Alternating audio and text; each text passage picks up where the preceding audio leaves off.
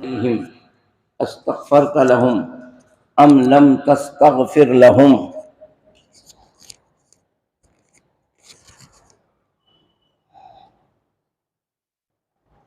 لن يغفر الله لهم إن الله لا يهدي القوم الفاسقين هم الذين يقولون لا تنفقوا على من عند رسول الله حتى ينفضوا ولله خزائن السماوات والأرض ولكن المنافقين لا يفقهون يقولون لئن رجعنا إلى المدينة ليخرجن الأعز منها الأذل ولله العزة ولرسوله وللمؤمنین ولكن المنافقین لا يعلمون۔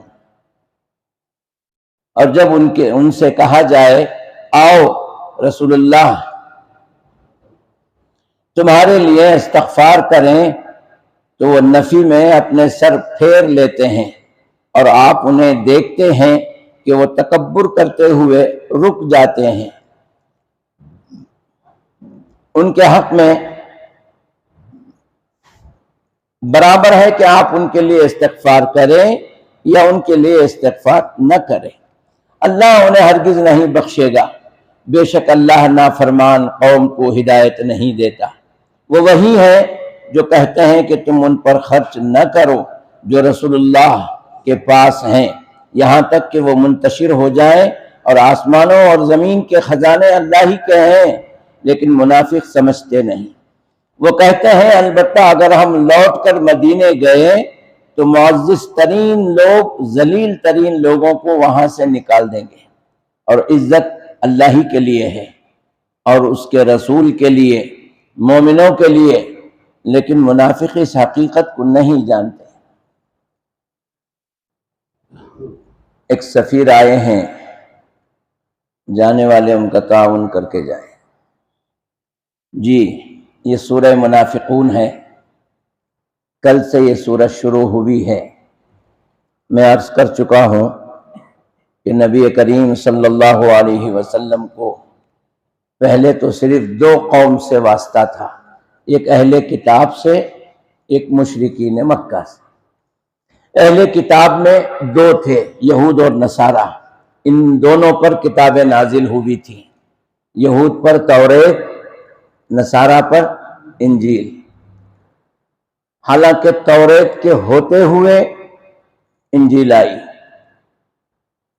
توریت تھی، یہ اور بات ہے کہ اس میں کچھ ترمیم کر لیے تھے، اس پر عمل نہیں کر رہے تھے، بگڑی ہوئی حالت تھی لیکن تھی۔ اس کے ہوتے ہوئے انجیل آئی، اور یہی وہ موقع ہے جس میں 3 پیغمبر آئے تھے۔ کون کون؟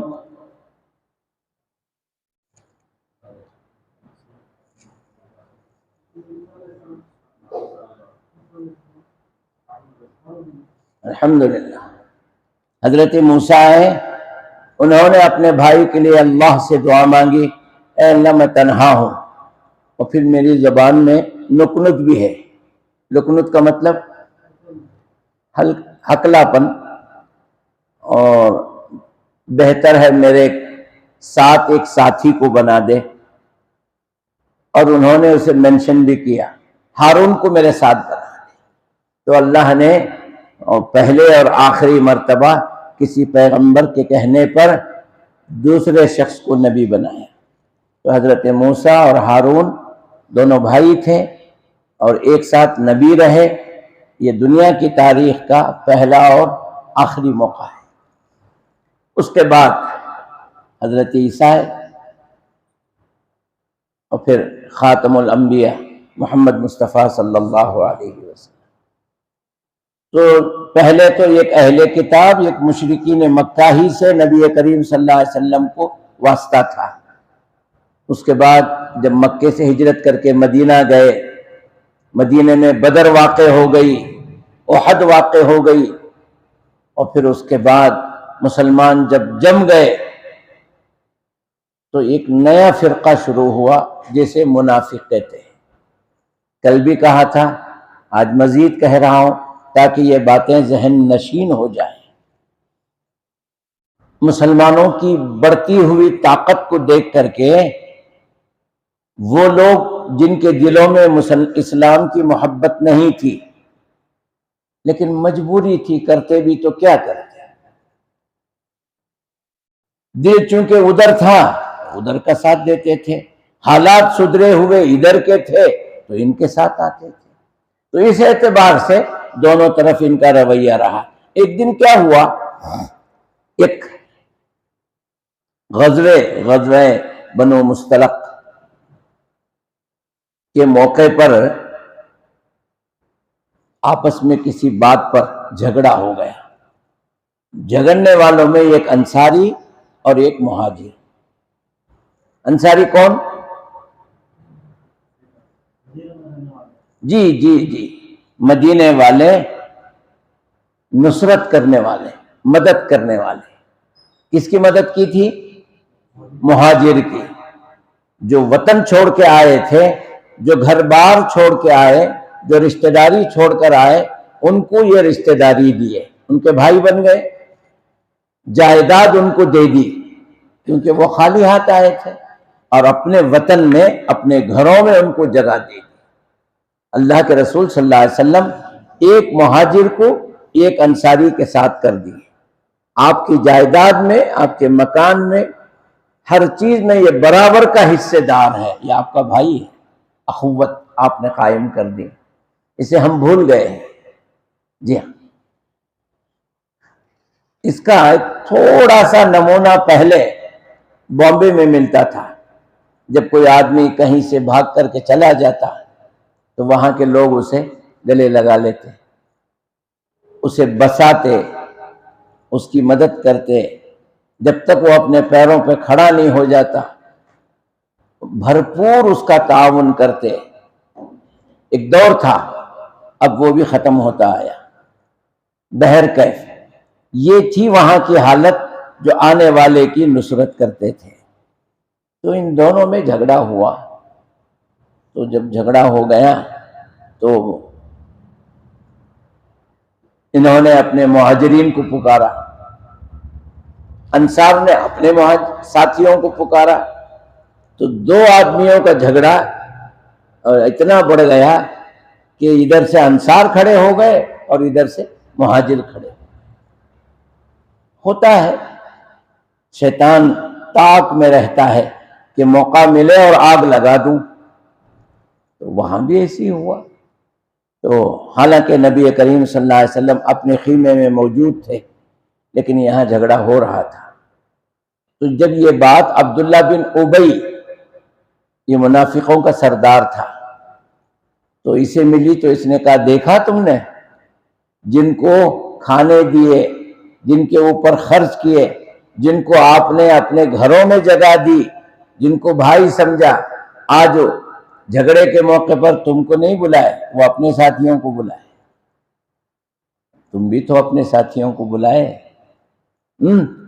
تو یہ اس نے کہہ کر کے اور آگ لگانے کی کوشش کی، اور کہا کہ یہ صحیح نہیں کر رہے ہیں تم لوگ، ان کو تو نکال کے باہر کر دینا چاہیے۔ کہاں سے؟ مدینے سے۔ اور آج کے بعد ان پر خرچ کرنا بند کر دو آپ لوگ۔ ان پر خرچ کرنے کا حکم تو اللہ کی طرف سے ہے، اور جو خرچ کر رہے تھے وہ اللہ کا دیا ہوا، اور جن پر خرچ کر رہے تھے وہ اللہ کے بندے تھے، اور جو خرچ کرنے والے تھے وہ بھی اللہ کے بندے، اور جس وجہ سے خرچ کر رہے تھے اللہ کے دین کی وجہ سے، سب کچھ اللہ کا حکم عبداللہ بن ابی کا کہ آئندہ سے خرچ مت کرو۔ بھئی یہ ہوتا کون؟ لیکن کہہ گیا۔ اس کے بعد اس نے یہ کہا کہ ہم جائیں گے مدینہ، مدینہ جانے کے بعد عزت والے ذلیلوں کو نکال کے باہر کر دیں گے۔ یہ جو جملہ تھا وہ یہ تھا کہ پورے مہاجر محمد کے ساتھ صلی اللہ علیہ وسلم، وہ بھی تو مہاجر تھے، اللہ کے رسول مہاجر نہیں تھے، آپ بھی اپنا گھر بار اور خاندان، رشتہ داری، وطن سب چھوڑ کے آئے، ان کو نکال کے باہر کر دیں گے، ہم عزت والے ہیں، اور یہ ذلیل ہے معاذ اللہ۔ ایک صحابی رسول نے اس بات کو سنی تو جا کر کے اللہ کے رسول سے کہہ دیے، یا رسول اللہ، عبداللہ بن ابی اس طرح سے کہہ رہا ہے۔ آپ نبی کریم صلی اللہ علیہ وسلم عبداللہ بن ابی کو بلائے، بلا کر کے پوچھے، آپ نے ایسا کہا؟ نہیں، میں نے تو نہیں کہا۔ کس نے بولا آپ سے؟ اللہ کے رسول صلی اللہ علیہ وسلم صحابی رسول سے کہا، آپ نے آ کر کہا ان کے بارے میں، اور یہ تو منع کر رہا ہے، انکار کر رہا ہے۔ تو صحابی رسول کچھ دیر کے لیے شرمندہ ہو گئے، خاموش ہو گئے۔ اب وہ چونکہ شرمندہ ہو گئے، اللہ نے اس سورت کو نازل کیا۔ حق پر رہنے والا جھوٹے کے سامنے شرمندہ ہو رہا ہے، میں بھی خاموش رہوں؟ نہیں، مجھے تو حق کا فیصلہ کرنا ہے۔ تو اللہ نے اس سورت کو نازل کیا۔ تو یہاں ایک بات سمجھنے کی یہ ہے، اللہ کے رسول صلی اللہ علیہ وسلم کا مزاج، اسلام کا مزاج وہ نہیں ہے کہ کوئی آ کر کسی کے پیچھے کچھ کہہ دے تو وہ سن لے اور فیصلہ کر دے۔ تحقیق کیجیے، بلائی، دونوں کو آمنے سامنے کیجیے۔ یہ کام ہم نہیں کرتے، پیچھے سن لیے اور پیچھے سے گروپ بنانا شروع کر دیتے ہیں، ایسا کرتے ہیں، انہیں بولے ایسا کرتے ہیں، ایسا کرتے ہیں۔ اب ہمارے جماعت میں کتنے ممبر بن رہے ہیں، ایک پارٹی ہو جائے۔ اسلام وہ نہیں ہے۔ اسلام یہ کہتا ہے اگر کسی سے کوئی بات ہو گئی ہے، اس کے تعلق سے کوئی کہہ رہا ہے، دونوں کو بلائیے، دونوں سے پوچھیے۔ نبی کریم صلی اللہ علیہ وسلم کے سامنے ایک عورت آئی، اس نے کہا، یا رسول اللہ، میرے شوہر کا معاملہ ایسا ایسا ہے، ایسا ہے۔ یعنی اس نے اپنے چادر کو نچوڑ کر کے بتائی کہ یہ مرد کے قابل نہیں ہے۔ بس اتنا کہنے کے بعد اللہ کے رسول، ٹھیک ہے میں فیصلہ کرتا ہوں یا بولتا ہوں۔ اس کے شوہر کو بلائے، بھئی یہ تیری بیوی اس طرح سے شکایت کر رہے ہیں، کیا یہ صحیح ہے؟ ہاں یہ صحیح ہے۔ تو پھر اسے آزاد کر لیں، اسے اس کا حق ہے جینے کا، جینے دیں، کیوں رکھا ہے اپنے لیے؟ یہ پیارا مذہب ہے۔ تو آئندہ سے ہمارے سامنے بھی کسی بھی بھائی کے تعلق سے کوئی بات آ جائے تو ہم بجائے اس کو کانا پھوسی کر کے، اچھال کر کے، لوگوں میں گروپ بنانے کے، آمنے سامنے آپ کے تعلق سے یہ کہہ رہے تھے، لیکن کہنے والا کتنا چالاک ہوتا ہے معلوم؟ میں بولیا کر کو بولو نا، بات آ جانے دو، ایکشن شروع ہو جاندے، میرا نام نہیں آنا۔ ہوتا ہی نہیں ایسے، میں ہی بولیا کر کو بولنے جانو کو۔ یہ بھی دوسروں سے کہتا ہے اسی کے ساتھ، میں بولیا کر کو بولو نا، لیکن بات کو بڑھاتے جاؤ، فتنہ ہوتے رہنے دو، آدمی بچتا رہے۔ یہ شیطانی فطرت ہے۔ ہونا کیا چاہیے؟ بھئی ان صاحب نے کہا آپ کے بارے میں، کہو جی، سامنے بولو، ہم نے سامنا کر دو، دودھ کا دودھ پانی کا پانی ہو جائے۔ لیکن ہم لوگ یہ کرتے نہیں۔ کون بولے بھئی تم نہ، کون بولے کہ وہ سب نہ کو تمہارے بارے میں ہمیں سنے ایسا؟ یہ غلط بات ہے۔ جس کے بارے میں سنے ہیں، جس نے کہا ہے، سامنے لائیے۔ جب یہ آپ کرنے لگیں گے تو لوگ فتنہ کرنا، جھوٹ بولنا، کانا پھوسی کرنا چھوڑ دیں گے۔ خیر، ایک اخلاق والی بات تھی۔ تو اللہ نے اس سورت کو نازل کر دی اور اس صحابی رسول کو شرمندہ ہونے سے بچا لیے۔ اللہ کے رسول نے ان کے لیے دعائے مغفرت کی۔ وہی آیتیں ہیں، ٹھیک ہے جو ہو گیا سو ہو گیا، جھگڑا ہو گیا، ایک دوسرے نے ایک دوسرے کو برا بھلا کہا اور وہ ان کو مدد کے لیے بلائے یا اپنوں کو مدد کے لیے بلائے، بھول جائیے اس کو۔ چلو ہم سب مل کے اللہ سے توبہ کرتے ہیں۔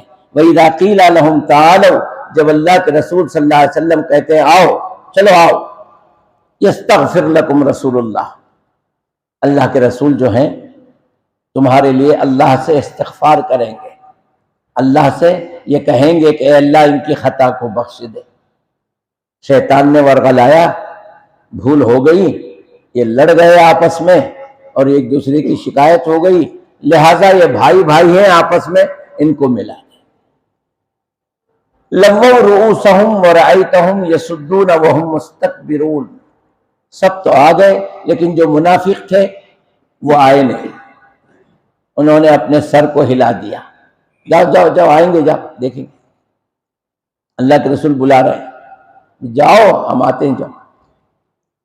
تو قرآن نے اس سین کو، اس پکچر کو پیش کر دیا کہ یہ لوگوں نے سر ہلایا، اللہ اکبر جی، وہ مستکبرون، اور یہ گھمنڈ میں بیٹھے رہے۔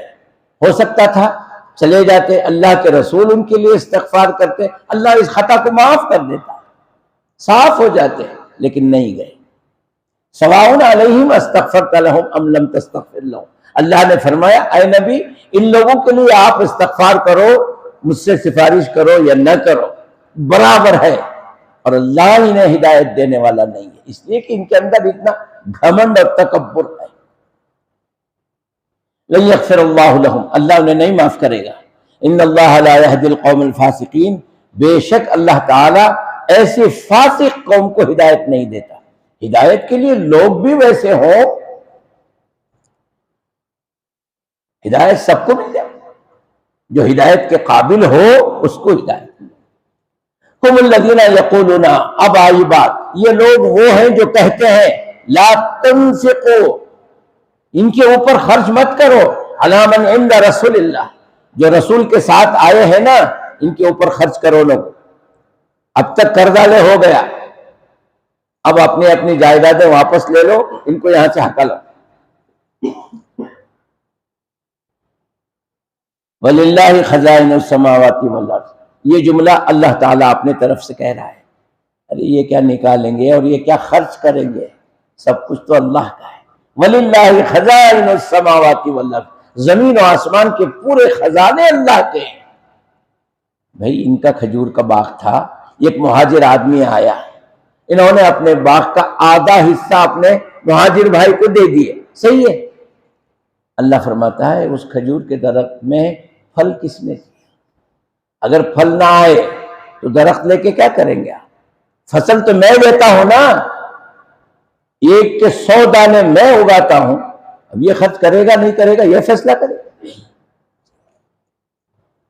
وَلَكِنَّ الْمُنَافِقِينَ لَا يَفْقَهُونَ، لیکن یہ پگلے منافق جو ہیں سمجھتے نہیں، یقولون، اور کہتے ہیں لَئِن رَجَعْنَا، جب ہم واپس جائیں گے اِلَى الْمَدِینَہ، مدینے کو، لَيُخْرِجُنَّ الْأَعَزُّ مِنْهُ الْأَذَلَّ، مدینے سے ذلیلوں کو نکال دیں گے عزت والے، اللہ اکبر۔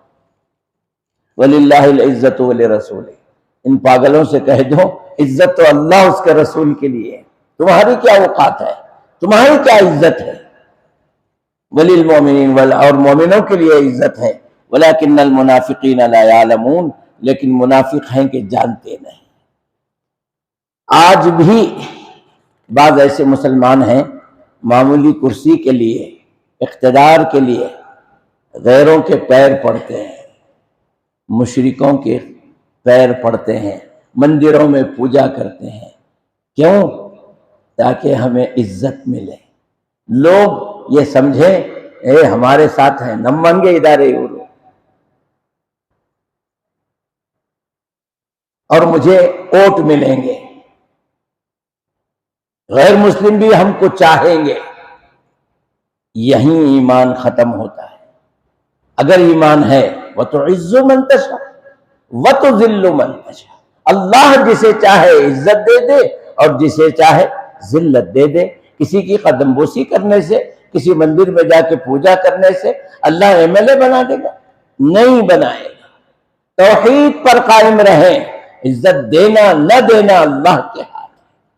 اللہ تو وہ ذات ہے کہ اگر کوئی زنا کر کے دوسرے کا نام بتا دے تو رب کریم اس کو عزت دینے کے لیے اس چھوٹے بچے سے کہلوا دیا، بتا دے اس کا باپ کون ہے، وہ اسلام ہے۔ لیکن توکل بھی تو اللہ پہ ویسا ہو، اور اگر نہیں ہے تو ذلیل ہونا۔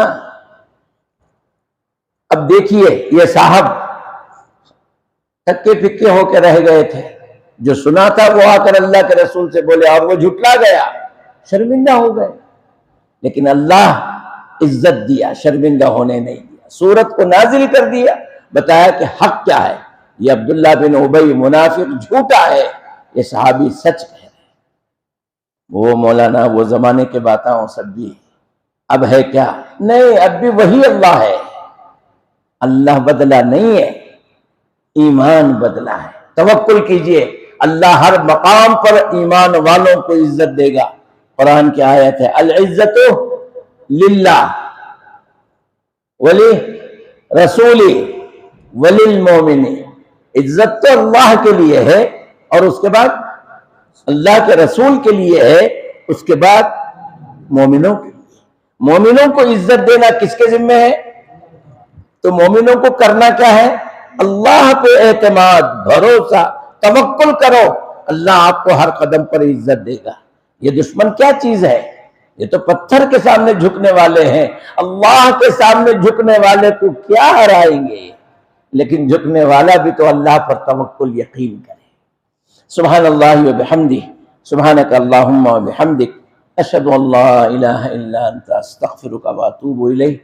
اللہ ہمارے ایمانوں کو، ہمارے توکل کو پختہ فرمائے، دوسروں کی رسوائی سے اللہ ہماری حفاظت فرمائے، سرخرو ہو کر سر اٹھا کر جینے کی توفیق عطا فرمائے۔ السلام علیکم ورحمۃ اللہ۔